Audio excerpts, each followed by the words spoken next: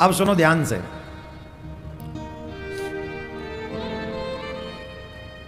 भगवान ने वामन रूप धारण किस लिए किया? देवताओं का उद्धार करने के लिए,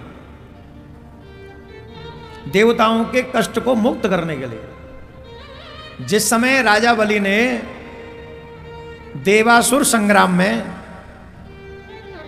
सिर्फ 15 मिनट और हैं आपके पास शांति से, और आज वामन भगवान का दर्शन करना है हमको। अब देखते हैं बक्सर वाले कितना प्रेम करते हैं वामन भगवान से। हम ब्रजवासी हैं, ठाकुर जी से बड़ा प्यार करते हैं हम, बहुत प्रेम करते हैं हम। अब ऐसे ही बक्सर वालों को वामन भगवान से प्रेम करना चाहिए। अब देखेंगे कितना करते हो, करते हो कि नहीं करते हो? हाँ हाँ जी, कहा जाए, कहा जाएगा। देवताओं ने ब्रह्मा जी से कहा, ब्रह्मा जी शंकर जी सब मिलकर नारायण भगवान के पास में गए और नारायण भगवान से कहा, प्रभु इन देवताओं के साम्राज्य को राजा बलि ने छीन लिया है, अब कृपा करो, कुछ तो करो। तब वामन भगवान बनने की भावना नारायण भगवान के मन में आई। कहा कि मैं इंद्र की मां के गर्भ से उपेंद्र बनकर प्रकट होऊंगा और देवताओं का कष्ट जो है दूर करूंगा। तब भगवान इंद्र की माता जी के गर्भ से ही प्रकट होकर आए। आकाश ने छत्र दिया, पृथ्वी ने खड़ाऊं दी, ब्रह्मा जी ने कमंडलू दिया, आदि आदि व्यवस्थाएं हुई और भगवान भिक्षा मांगने के लिए राजा बलि के द्वार पर पहुंच गए। बोले वामन भगवान की जय। क्या बोलते हो तुम लोग, बीच में बोल जाते हो? जय तो हमारे पीछे बोलोगे ना, जब हम जय कर लें पूरी। तुम बीच में जय बोल दोगे तो हमारी तो जय रह जाएगी ना, फिर हमारी जय रह गई तो कैसी होगी जय, बताओ। बोलो वामन भगवान की जय। अरे भाई भांग खाए के तो ना आए तुम तो। वामन भगवान को राजा बलि ने देखा और राजा बलि ने स्वागत किया। नमो ब्रह्मण्य देवाय गौ ब्राह्मण हिताय च। देखिए, सुनिए सुनिए, ध्यान से सुनिए। राजा बलि का स्वभावतः वो दैत्य स्वभाव है, दैत्य स्वभाव है राजा बलि का। लेकिन अपने द्वार पर आए हुए अतिथि का स्वागत कैसे करना चाहिए, ब्राह्मण का सम्मान कैसे करना चाहिए, राजा बलि से सीखो। आज व्यक्ति सम्मान सबसे पाना तो चाहता है, पर सम्मान देना नहीं चाहता किसी को। सम्मान सबको देना है, पाना चाहते सब कि मतलब 25,000 किलो की माला हम ही को पहना दे कोई, और हम किसी को 5 किलो की भी माला ना पहनाए। नहीं मेरे प्यारे, कर्म ही बीज है, जो बोओगे वही एक दिन तुम्हें वापस मिलेगा, रिटर्न वही मिलना है। राजा बलि ने बहुत ढंग से स्वागत किया वामन भगवान का। आहा, मेरे घर पर अतिथि देव पधारे, पधारो सरकार पधारो। वामन भगवान ने खूब प्रशंसा की। वामन भगवान बोले, राजन हम तो सिर्फ आपका दर्शन करने आए थे। आपके दादा के जो पिताजी हैं, परदादा, कितने बलवान थे। जब वो भगवान से लड़ रहे थे ना, तो भगवान के भी पसीने छुड़ा दिए थे आपके परदादा ने। इतने योद्धा थे आपके परदादा। कौन? हिरण्यकश्यपु।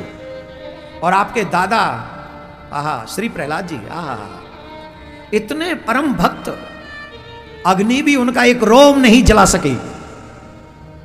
ध्यान से सुनना, भक्ति में ये पावर होती है।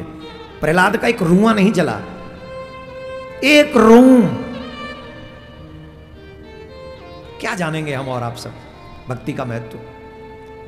बोले आपके दादाजी प्रहलाद जी कितने बड़े भक्त, जिन्होंने इतनी मन से भक्ति की, अग्नि भी उनका बाल बांका नहीं कर सके।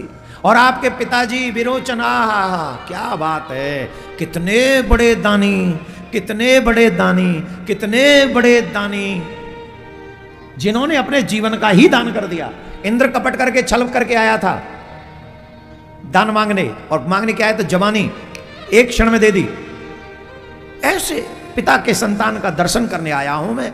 हे राजन, इस संसार में न पत्नी सदा रहती है, न पुत्र सदा रहता है, न परिवार सदा रहता है, न धन सदा रहता है। इस संसार में अगर सदा रहती है तो कीर्ति सदा रहती है। कीर्ति, यश जो है, यश ही सबसे बड़ा धन है। इसलिए मैं तुम्हारे यहां पर तुम्हारा दर्शन करने आया हूं। जिसके पूर्वज आज दान के नाम पे सबकी सोच डिफरेंट टाइप की हो गई है। सोशल मीडिया पे चले जाओ, दान के ऊपर तमाम गंदी गंदी गालियां देते हैं लोग हम लोगों को। हम लोगों में टचवट, मेरे ऊपर तो बड़ी कृपा है सनातनियों की, मेरे से तो बड़ा स्नेह मानते हैं। थोड़ा बहुत कटाक्ष भी करते हैं, वो भी मन से नहीं करते, वो जानते अरे मेरा हमारा ये करें क्या, बीच में लपेटना पड़ेगा इसको, कभी कभार वो बेचारे करते हैं। अदरवाइज उनका भी बड़ा स्नेह मेरे साथ है, क्योंकि मैं कभी सनातनियों के विरुद्ध में बात नहीं करता हूं। पर सच यह है कि हम दान को ऐसे लपेटते हैं जैसे दान देना कोई बहुत, अरे भाई दान देना कलयुग में सबसे बड़ा काम है। एक ही चरण बचा है दान का, जिसके कारण धर्म चल रहा है। अगर प्रकृति ने आपको दान नहीं दिया ना तो प्राण नहीं बचेंगे। अच्छा बताओ, कॉलेज में, स्कूल में कोई दान करता है फ्री में ज्ञान का? जवाब दो, कर रहा है? एक भी स्कूल बता दो जो फ्री में पढ़ा रहा हो। एक एक सीट के 2-2, 3-3 करोड़ मांगते पहले ही, और पहले कहते थे जमा कर दो बाद में मिलेगी तो क्लियर कर देंगे, फिर जमा भी करवाते 2 नंबर में, सीट भी ना मिले और वो मनी भी ना मिले, ले बजा ले घंटरिया। और आजकल तो ऐसे दान बहुत हो रहा है 2 नंबर वाला, हर एक चीज के लिए बोले ये जमा कर दो फिर बताएंगे, ये जमा कर दो फिर बताएंगे, और ना फिर बताएंगे ना नजर आएंगे, और तुम कहीं जा नहीं सकते। ये दान नहीं है, दान है निस्वार्थ भाव से, कुछ चाहिए नहीं फिर भी दान कर दिया अच्छे काम के लिए। हे राजन, मैं तुम्हारे पास कुछ मांगने नहीं आया हूं, मैं तो बस तुम्हारा दर्शन करने आया हूं। राजा बलि बोले महाराज ऐसा मत कहिए, कुछ तो मांग लीजिए। बोले नहीं कुछ भी नहीं चाहिए। बोले ऐसा हो ही नहीं सकता, कुछ तो मांगना पड़ेगा। बोले नहीं नहीं कुछ नहीं चाहिए। बोले ऐसा हो ही नहीं सकता, कुछ तो मांगिए। बोले अच्छा ठीक है राजन, अगर तुम नहीं मानते हो तो हमको 3 पग भूमि दे दो। ध्यान से सुनिए, कितनी? राजा बलि बोले महाराज 3 पग? 3 पग भूमि? एक तो दिखने में छोटे से लग रहे हो, आसन भी ढंग से नहीं पड़ेगा, और मांग किससे रहे हो? हम हूं, बलि हैं हम, मांगिए जरा ज्यादा। हम तो, आप कहो तो बक्सर का राजा बना दें, मांगो तो सही। बोले नहीं नहीं नहीं नहीं नहीं, हम संतोषी ब्राह्मण हैं। ब्राह्मण वही जो संतोषी हो, असंतुष्टा दुजा नष्टा। जिस ब्राह्मण के हृदय में असंतोष हो जाएगा वो ब्राह्मण नष्ट हो जाएगा। ब्राह्मण को संतोषी होना चाहिए, इसलिए हम संतोषी ब्राह्मण हैं। 3 पग भूमि से ज्यादा नहीं चाहिए। शुक्राचार्य जी बैठे थे वहां पे। शुक्राचार्य जी ने देखा, हमने बहुत सारे ब्राह्मण देखे, खूब ब्राह्मण देवताओं का दर्शन किया है, पर इतना संतोषी ब्राह्मण नहीं देखा आज तक। इतना संतोषी ब्राह्मण जो देने वाला कह रहा है ज्यादा दे, ले लो ज्यादा ले लो ज्यादा ले लो, और ब्राह्मण देवता 3 पग से आगे खिसक ही नहीं रहे। तो शुक्राचार्य जी को लगा जरा चेक कर लेना चाहिए कि ब्राह्मण देवता कौन है। तो नेत्र बंद करके शुक्राचार्य जी बैठ गए, और शुक्राचार्य जी सब समझ गए कि ये देवताओं का कार्य सिद्ध करने आए हैं। राजा बलि से कहा, राजा बलि 1 पग भूमि भी मत देना। क्यों प्रभु? अरे तुम जानते नहीं हो, जो तुम समझ रहे हो वो ये है नहीं, और जो ये हैं वो तुम देख नहीं पा रहे हो। बोले क्या हुआ? बोले ये वही हैं जो तुम्हारा सर्वस्व हरण करने के लिए आए हैं। ये सबके स्वामी हैं, त्रिलोकीनाथ है, नारायण है, देवताओं का कार्य सिद्ध करने के लिए तुम्हारा सर्वस्व हरण करने आए हैं। 1 पग भूमि भी मत दे देना, गलती मत कर देना। अच्छा, शास्त्र कहते हैं जो गुरु कह दे वही पालन करो। कहते हैं शास्त्र क्या कहते हैं? गुरु आज्ञा गर्यसी। आप लोगों को सबको ये श्लोक याद होगा, बोलो बोलो, ये श्लोक बोलो ना। बोल नहीं रहे? बोलो बोले कौन सा बोले? दोनों हाथ जोड़ो, पहले दोनों हाथ जोड़ो, जोड़ो हाथ। गुरुर ब्रह्मा गुरुर विष्णु गुरुर्देवो महेश्वर गुरुर् साक्षात् परब्रह्म तस्मै श्री गुरुवे नमः। गुरु ही ब्रह्मा है, गुरु ही विष्णु है, गुरु ही शिव है। जब भय हरण करे तो विष्णु, भ्रम का हरण करे तो ब्रह्मा, संशय का निवारण करे तो शिव, और ब्रह्म की प्राप्ति करा दे तो ब्रह्मा। ऐसा है गुरु। उन गुरु ने कहा कि तुम मत देना इनको। जब आप दान करने जाओगे तो 4 लोग आपको कहेंगे कि मत दीजिए। ध्यान से सुनेंगे 2 मिनट, और मेरे पास सिर्फ 2 ही मिनट बची हैं कथा के। हालांकि 5-7 मिनट लूंगा मैं आपकी, लेकिन 7 बजने में सिर्फ 2 ही मिनट है। दान देने के लिए गुरु मना कर रहे हैं और दान लेने के लिए भगवान खड़े। अब बताइए क्या करें? धर्म कहता है गुरु की बात मानो, और परम धर्म कहता है कि गोविंद के आगे अपना सर्वस्व न्यौछावर कर दो। धर्म क्या कहता है? जो गुरु जी कहे वो करो।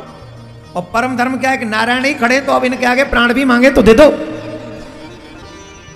इसी पावन धरा पर राजा बलि का यश युग युगांतर तक स्थापित हो गया। युग युगांतर तक जब भी कोई चर्चा वामन भगवान की करेगा, राजा बलि को बुला पाएगा? जवाब दीजिए, जोर से बोलिए, क्यों नहीं बुला पाएगा? यहां अब तक कितने सांसद हुए होंगे बक्सर में आजादी के बाद? दूसरे सांसद का नाम बताओ।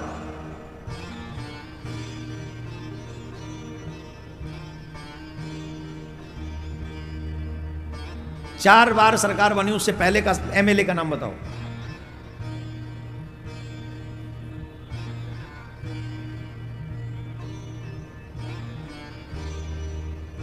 कितने लोग ऐसे होंगे जो हमारे ही समय में जी रहे हैं, हम उन्हें भूल गए, हमें नाम ही नहीं मालूम और जरूरत भी नहीं समझते हम।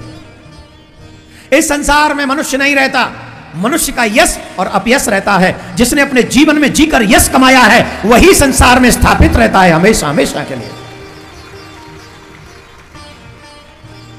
पद पे बैठ जाओ, कंपनी खोल के बैठ जाओ, इंजीनियर बन जाओ, ये बन जाओ, वो बन जाओ, पैसे इकट्ठा करो, हानि लाभ सब इकट्ठा करके बैठ जाओ, मर जाओ, नथिंग। कुत्ता भी 4 रोटी एक्स्ट्रा कमा लेता है, किसी दिन रख लेता है, शाम को खा लेता है, इट्स नथिंग। लेकिन जो कुत्ता होता है वो कीर्ति नहीं कमा सकता। वो कीर्ति, वो यश, वो तुम कमा सकते हो। राजा बलि ने कमाई। गुरुदेव ने कहा था मत दो, वामन भगवान कह रहे थे बोल राजा क्या करना है? बोले संकल्प करिए, मैं दूंगा। और आज मेरा सौभाग्य देखिए, जगत को देने वाला मेरे द्वार पर मांगने के लिए खड़ा हुआ है। बोले गुरुदेव आज तो मेरे पास अवसर है कीर्ति कमाने का। याद रखना, जितने भी धनवान लोग बैठे ध्यान से सुन लो, जितने लोग धनवान बैठे वो सुनो, जितने लोग पदवान बैठे वो सुनो, जितने बलवान लोग बैठे वो ध्यान से सुनो। यश कमाने का, कीर्ति कमाने का कभी कभी अवसर मिलता है। यश कमाने का, कीर्ति कमाने का कभी कभी अवसर मिलता है। धन तो कोई भी कमा लेगा, पद तो किसी को भी मिल जाता है, बल भी किसी को भी मिल जाता है, लेकिन उसका सदुपयोग किसी को मौका नहीं मिलता ज्यादा। कितने सांसद हैं वहां? अभी रुक जाओ, बाद में बजा लेना। कितने सांसद हैं? 500 कुछ हैं, ठीक। कीर्ति कितने कमा चुके हैं अब तक इन 5 सालों में तुम्हारे बिहार के लोगों में से? कितने धनवान लोग हैं तुम्हारे यहां? तुम्हारे बिहार की बात कर रहे हैं और कि नहीं? कितने धनवान लोग हैं? कितने इन 5 सालों में कितनी कीर्ति कमाई होगी? राजा बलि, मिटा पाओगे उसकी कीर्ति? एक चांस मिला अपना सर्वस्व न्यौछावर करने का, एक चांस। गुरुजी मना कर रहे थे रुक जाओ मत दो, पर ना, आज मेरे पास ये अवसर है कि मैं अपना सर्वस्व न्यौछावर करके अपनी कीर्ति स्थापित कर दूं ब्रह्मांड में, और कर दिया। धन हर दिन कमाओगे, पद भी बार बार मिल जाएगा, पर कीर्ति कमाने का अवसर बार बार नहीं मिलेगा। और एक बार सत्य बोलकर जो असत्य बोल देता है, जीवन भर के पुण्य नष्ट हो जाते हैं। गुरुदेव मैं वचन दे चुका हूं, आप जो मांगेंगे मैं दूंगा, अगर ना दिया तो मेरा पतन हो जाएगा। संकल्प करिए। जल में निकालने लगे टोंटी में से, शुक्राचार्य जी टोंटी में जाके बैठ गए। न जल निकले न संकल्प हो। भगवान बोले दाता दे भंडारी को पेट फटे। देने वाला दे रहा है और लेने वाले को देखने वाले को प्रॉब्लम हो रही है।